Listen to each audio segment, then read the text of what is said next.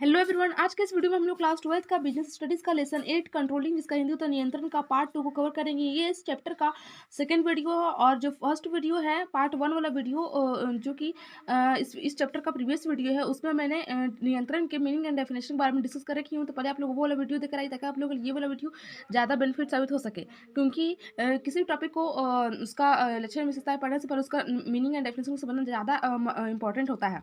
तो आज के इस वीडियो में हम लोग नियंत्रण के लक्षण विशेषताएं अथवा प्रकृति के बारे में डिस्कस करेंगे। तीनों जो है लक्षण विशेषताएं प्रकृति तीनों एक ही टॉपिक है, बस तीनों का नेम अलग अलग है। ठीक है, features characteristics and nature of controlling, तो इसके बारे में हम लोग डिस्कस करेंगे इस वीडियो में। वीडियो के एंड तक बने रहिए ताकि आप लोग को नियंत्रण का जो लक्षण विशेषताएं हैं वो अच्छी तरह समझ में आ सके।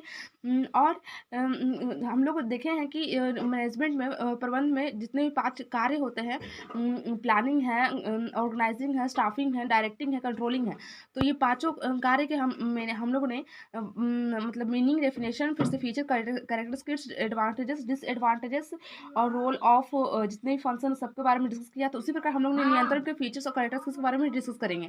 तो चलिए स्टार्ट करते हैं आज के इस वीडियो को। तो मैं लक्षण विशेषताओं को बताने से पहले मैं इसका बेसिक मीनिंग समझाऊंगा कि नियंत्रण क्या होता है। नियंत्रण जो है वह मैनेजमेंट का सबसे लास्ट फंक्शन है जो कि सबसे लास्ट में परफॉर्म किया था किसी बिजनेस ऑर्गेनाइजेशन के अंतर्गत। और नियंत्रण जो है वह निर्देशन के पश्चात परफॉर्म किया जाने वाला फंक्शन है। और नियंत्रण के अंतर्गत यह एनालिसिस किया जाता है या फिर यह परखा जाता है या इस निष्कर्ष तक पहुंचा जाता है कि मतलब उसका मतलब इस प्रकार इस बात का पता लगाया जाता है कि मतलब जो कर्म का जो निर्धारित गोल है उसके अकॉर्डिंग कार्य हो रहा अथवा नहीं। जो निर्धारित योजना पहले से की गई थी, जो नीति नियम फिर से निर्देश योजनाओं के अनुसार कार्य हो रहे अथवा नहीं उसकी तुलना की जाती है। इनके वास्तविक कार्यों की तुलना, इनके अभी जो हो रहा है प्रेजेंट में जो कार्य हो परफॉर्म की जा रही है बिजनेस ऑर्गेनाइजेशन के अंतर्गत उसकी तुलना मतलब जो गोल्स द्वारा जो गोल में निर्धारित की गई थी कि फिक्स्ड गोल उसके अकॉर्डिंग हो रही है अथवा नहीं, इस बात का पता लगा। अगर उसमें कुछ कमी है तो उसको कमी को दूर करना है।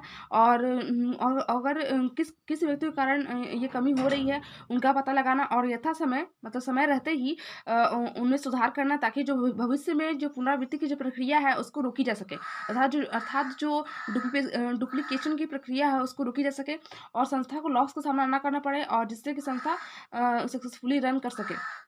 इसलिए नियंत्रण जो है वह मैनेजमेंट का बहुत ही इंपॉर्टेंट फंक्शन है और इसके बिना जितने भी चार्ज फंक्शन है उनको उनका महत्व नहीं है जितना मतलब अगर नियंत्रण नहीं होगा तो, क्योंकि चारों फंक्शन हम लोग परफॉर्म करने के बाद अगर नियंत्रण नहीं करेंगे तो किसी भी संस्था के लिए उतना बेनिफिट नहीं होगा और उतना इफेक्टिवली एंड इफिशियंटली गोल के अचीव नहीं हो पाएगा। तो नियंत्रण की विशेषताएं अथवा प्राकृतिक संलग्न रेखाचित्र से स्पष्ट हो जाती है। तो मैंने हमेशा से आप लोग को बताया है कि जब भी आप लोग बिजनेस स्टडीज में किसी भी आंसर को लिखिएगा तो आप लोग हमेशा फ्लो चार्ट जरूर बनाइएगा।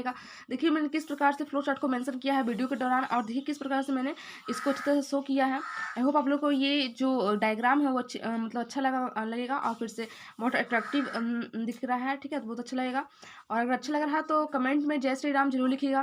तो देखिए नियंत्रण की विशेषता अगर आप लोग इस तरह से फ्लो चार्ट के माध्यम से एग्जाम के दौरान मेंशन कीजिएगा ना तो आप लोग को एग्जाम में बहुत अच्छे मार्क्स मिलेगा। नहीं तो मतलब अगर आप लोग मतलब पैराग्राफ में लिखिएगा तो उतने अच्छे मार्क्स नहीं मिल पाएंगे।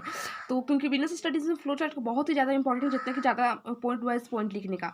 तो नियंत्रण की विशेषता है, नियंत्रण फर्स्ट है नियंत्रण एक सतत प्रक्रिया है, यानी कि नियंत्रण एक कंटिन्यूअस प्रोसेस है। मतलब नियंत्रण जो है संस्था में हमेशा परफॉर्म किया थी वो कभी स्टॉप नहीं होती है। तो आप लोगों को तो पता चल ही गया होगा कि हाँ मतलब जितने भी मैनेजमेंट का जो फंक्शन है वह एक सतत प्रक्रिया यानी कंटिन्यूअस प्रोसेस है। तो आप लोग सब खुद से ही मतलब पॉइंट वाइज पॉइंट बना के लिख सकते हैं। 4-5 पॉइंट तो आप लोग खुद से याद ही होगा कि कैसे बना के लिख सकते हैं। सेकंड है यह एक आवश्यक प्रबंधकीय कार्य, यानी कि यह एक बहुत ही ज़्यादा आवश्यक प्रबंध का कार्य है, मतलब इसको नकारा नहीं जा सकता है। थर्ड है यह सभी स्तरों पर लागू होता है, कहने का मतलब जो प्रबंध का जो 3 स्तर का जो ये है मतलब ये स्तर है। फर्स्ट है टॉप लेवल का जो ये है लेयर, फिर सेकंड है लोअर लेवल, फिर मिडिल लेवल, फिर से लोअर लेवल। ठीक है, तो तीनों स्तर का जो है मतलब उच्च स्तरीय, मध्य स्तरीय और निम्न स्तरीय, तीनों स्तर पर ये लागू होता है मतलब नियंत्रण की प्रक्रिया। तो फिर 4 है यह सभी स्तरों पर लागू होता है। देखिए ये जो है ये 2 बार रिपीट हो चुका है। ठीक है, कोई बात नहीं, आप लोग मत रिपीट कीजिएगा। 5 है नियंत्रण सकारात्मक और नकारात्मक दोनों, यानी कि नियंत्रण का किसी बिजनेस ऑर्गेनाइजेशन पर पॉजिटिव और नेगेटिव दोनों तरह से इफेक्ट पड़ता है। 6 है नियंत्रण नियोजन अभिमुखी, यानी कि नियंत्रण जो है वह नियोजन अभिमुख करता है। फिर से 7 है नियंत्रण परिणामों से संबंधित है। ठीक है, और फिर से 8 है नियंत्रण गत्यात्मक प्रक्रिया है, और 9 है नियंत्रण पीछे की ओर देखता है। तो चलिए स्टार्ट करते हैं। इस सब जितने भी पॉइंट है उनका हम लोग फुल एक्सप्लेनेशन समझते हैं। तो फर्स्ट है नियंत्रण एक सतत प्रक्रिया है। Control is a continuous process. नियंत्रण की सहायता से यह देखा जाता है कि कार्य योजना अनुसार हो रहा है अथवा नहीं। यानी नियंत्रण की सहायता से यह देखा जाता है कि कार्य जो योजना अनुसार, जो योजना हम लोग बनाई थी उनके अनुसार हो रहा अथवा नहीं। यह निरंतर पुनरोलोकन पर बल देता है, जिससे कि यथा समय सुधारात्मक कार्यवाही की जा सके। यानी कि यह जो ये है, मतलब यह जो प्रक्रिया है वह ज़्यादा मतलब दोबारा मतलब उसका अवलोकन करने, उसका एनालिसिस करने पर बल देता है, ताकि जो उसमें जो कोई कमी हो गई है उसको समय रहते ही सुधारा जा सके, और जो संस्था का जो गोल है उसको सक्सेसफुली अचीव किया जा सके। इस दृष्टि से नियंत्रण एक सतत प्रक्रिया है, क्योंकि नियंत्रण का कार्य नियंत्रण चलता रहे। इस दृष्टि से हम कह सकते हैं कि नियंत्रण जो है वह एक कंटिन्यूअस प्रोसेस है, और क्योंकि नियंत्रण का कार्य निरंतर चलता ही रहता है व्यवसाय के अंतर्गत। सेकेंड जो यह एक आवश्यक प्रबंध के कार्य है। नियंत्रण प्रबंध का प्रमुख कार्य है जो वह रेखा अधिकारियों के माध्यम से कराता है। नियंत्रण का कार्य निष्पादन प्रबंध के सभी स्तरों पर किया जाता है। यानी कि नियंत्रण भी एक आवश्यक प्रबंध की कार्य है, इसको नकारा नहीं जा सकता है। और प्लस में यह जो है वह योजना अनुसार जो निहित योजना उसके अनुसार किया जाता, ताकि उसका अवलोकन पर ज़्यादा ध्यान दिया जाता है, उसके एनालिसिस पर ज़्यादा ध्यान दिया जाता है। थर्ड है यह भविष्य के लिए होता है। भूतकालीन कार्यों का नियंत्रण नहीं किया जा सकता है। ठीक है, मतलब जो पास्ट में हुए कार्य है उस पर तो नियंत्रण कंट्रोल नहीं किया जा सकता है। नियंत्रण सदैव भावी कार्यों से ही संबंध रखता है, नियंत्रण जो है वह फ्यूचर में होने वाले कार्यों से ही संबंध रखता है। हाँ, भूतकालीन घटनाएं भावी कार्यों के लिए मार्गदर्शन कर सकता है। मतलब कहने का मतलब है, हाँ, जो भूतकाल अर्थात जो पास्ट में जो इवेंट हुआ, जो घटना हुआ है, जो इंसिडेंट हुआ है, उनसे हम लोग प्रभावित होकर या उनसे सीख लेकर मतलब जो फ्यूचर में जो भावी अर्थात फ्यूचर मतलब भविष्य में जो कार्य करेंगे उनके लिए एक मार्गदर्शन के रूप में हम कह सकते हैं कि हाँ, मार्गदर्शन हम उनको करता है। 4 है यह सभी स्तरों पर लागू होता है। इनके प्रबंध के जितने भी 3 स्तर हैं, उच्च स्तरीय, मध्य स्तरीय और निम्न स्तरीय, तीनों स्तरों पर लागू होता है। नियंत्रण का कार्य रेखा अधिकारियों से प्रारंभ होता है और उच्च स्तरीय प्रबंध वर्ग जिसमें संचालक मंडल की समिति सम्मिलित होते हैं तक चलता है। अधिकारी का आशय है कि नियंत्रण से है, और इस प्रकार नियंत्रण प्रबंध के सभी स्तरों में लागू होता है। 5 है नियंत्रण सकारात्मक और नकारात्मक दोनों है। नियंत्रण सकारात्मक तथा नकारात्मक दोनों प्रकार का होता है। सकारात्मक रूप से नियंत्रण संस्था के साधनों का अधिकतम उपयोग करके लक्ष्य को प्राप्ति बल देता है। यानी कि जो सकारात्मक, यानी जो पॉजिटिव कंट्रोलिंग होता है वह बिजनेस ऑर्गेनाइजेशन के जितने भी रिसोर्सेज है उसका मतलब मैक्सिमम यूटिलाइज करके जो फिक्स गोल है उसको अचीव करने में हेल्प करता है। और वहीं जो नेगेटिव कंट्रोलिंग है, नेगेटिव कंट्रोलिंग के रूप में हम देख सकते हैं कि जो अवांछनीय एवं अशुद्ध नियंत्रण पर रोक लगाता है। 6 है नियंत्रण नियोजन अभिमुखी है। नियंत्रण नियोजन अभिमुखी है। नियोजन के वहाँ में नियंत्रण संभव नहीं है, यानी कि अगर नियोजन नहीं होगा तो हम लोग नियंत्रण भी नहीं कर सकते। यानी कि मान लो हम लोग प्लान बनाए ही नहीं, उस पर अमल किए ही नहीं, तो हम लोग कंट्रोल कैसे करेंगे। इसी का नियोजन जो है वह नियंत्रण पर डिपेंड करता है, मतलब नियंत्रण जो है वह नियोजन पर डिपेंड करता है। नियोजन द्वारा भावी क्रियाओं एवं उनके प्रभावों को नियत किया जाता है, और नियंत्रण का कार्य देखना होता है कि कार्य उन निर्धारित क्रियाओं के प्रभाव के अनुरूप हो रहा है अथवा नहीं। 7वां है नियंत्रण परिणामों से संबंधित है। नियंत्रण का संबंध परिणामों से होता है।